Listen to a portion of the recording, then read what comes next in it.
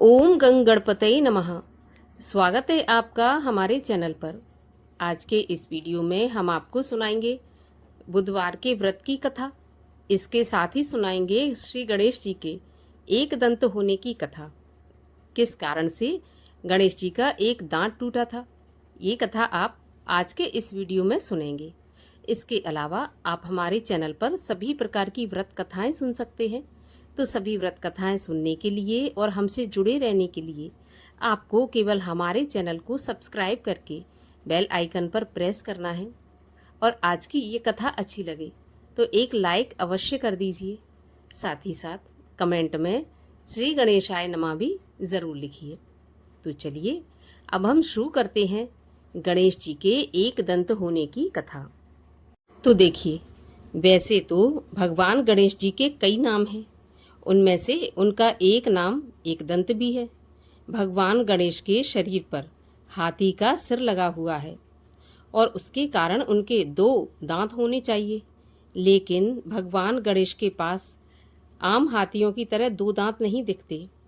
उनकी आपने तस्वीर देखी होगी, मूर्ति देखी होगी, उसमें केवल एक लंबा दांत दिखता है और दूसरा टूटा हुआ दिखाई देता है। इसीलिए उन्हें एक दंत कहा जाता है। अब इसके पीछे कई कथाएं हैं। बताया जाता है कि बालपन में उनके पास दोनों दांत थे, बाद में भगवान गणेश का एक दांत टूट गया। अब उनके इस दांत के खोने के पीछे कई कथाएं हैं, जिसमें भगवान परशुराम की कथा है, वेद व्यास और महाभारत की कथा है, तीसरी कथा एक राक्षस की है और चौथी कथा कार्तिकेय जी से संबंधित है। तो इस प्रकार एक दंत होने के पीछे अलग अलग शास्त्रों में, अलग अलग पुराणों में अलग अलग कथा दी गई है। आज हम आपको परशुराम जी की कथा सुनाएंगे, जो कि सबसे ज़्यादा प्रचलित है।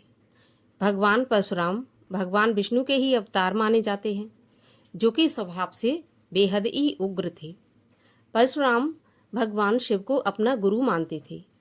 उन्हें भगवान शिव के द्वारा आशीर्वाद स्वरूप दिए गए फरसे के कारण उन्हें परशुराम कहा जाता था।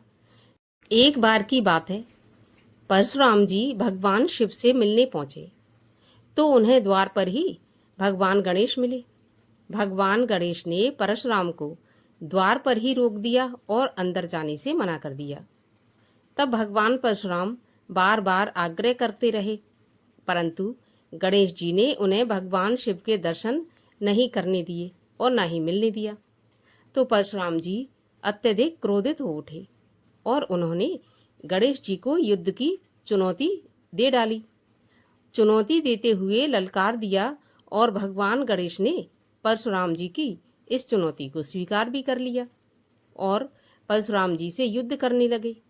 इसी युद्ध में भगवान परशुराम ने भगवान गणेश पर फरसा चला दिया, जो भगवान गणेश के दांत पर जाकर लगा और उसी के कारण उनका एक दांत टूट गया और तभी से वे एक दंत कहलाए। दूसरी कथा के अनुसार ये कथा वेद व्यास जी और महाभारत की है।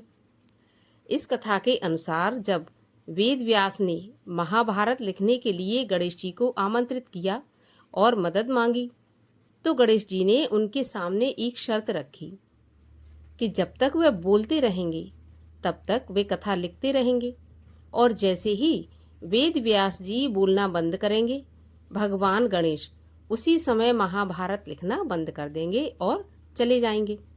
वेद व्यास ने गणेश जी की यह बात मान ली।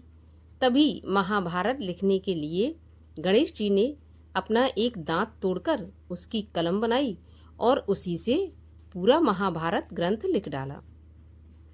तीसरी कथा के अनुसार गजमुखासुर से गणेश जी का युद्ध हुआ।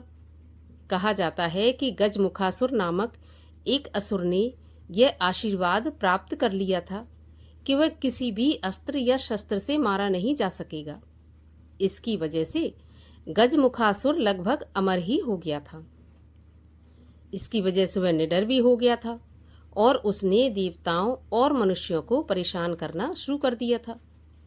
तब मनुष्यों और देवताओं को बचाने के लिए भगवान गणेश ने अपने ही दांत से गजमुखासुर का वध किया था। इस वजह से उन्हें अपना एक दांत गंवाना पड़ा था और वे एक दंत बन गए। यहीं पर एक कथा और आती है जो कि उनके भाई कार्तिकेय से जुड़ी है, और ये कथा भविष्य पुराण में मिलती है, जिसके अनुसार गणेश जी का दांत किसी और ने नहीं बल्कि उनके भाई कार्तिकेय की वजह से टूटा था। गणेश जी का दांत टूटने की कथा के बारे में बताया जाता है कि बचपन में गणेश जी बहुत ही शैतानी किया करते थे, जबकि उनके बड़े भाई कार्तिकेय काफ़ी सरल स्वभाव के थे। दोनों भाइयों के विपरीत स्वभाव के चलते माता पार्वती और शिव जी काफ़ी परेशान रहते थे, और ऐसा माना जाता है कि गणेश जी कार्तिकेय को बहुत परेशान किया करते थे। ऐसे ही एक झगड़े में कार्तिकेय ने भगवान गणेश को सबक सिखाने का निश्चय किया और उन्होंने गणेश जी की पिटाई कर दी, जिससे उनका एक दांत टूट गया, और तभी से भगवान गणेश एक दंत कहलाने लगे। तो ये एक दंत कहलाने के पीछे अलग अलग ग्रंथों में अलग अलग प्रकार की कथाएं हैं, पर जो भी हो, श्री गणेश जी एक दंत हैं और प्रथम पूज्य हैं और वंदनीय हैं। बोलिए श्री गणेश जी महाराज की जय। और आइए अब सुनते हैं बुधवार के व्रत की कथा। एक बार एक व्यक्ति अपनी पत्नी को विदा कराने के लिए अपनी ससुराल गया।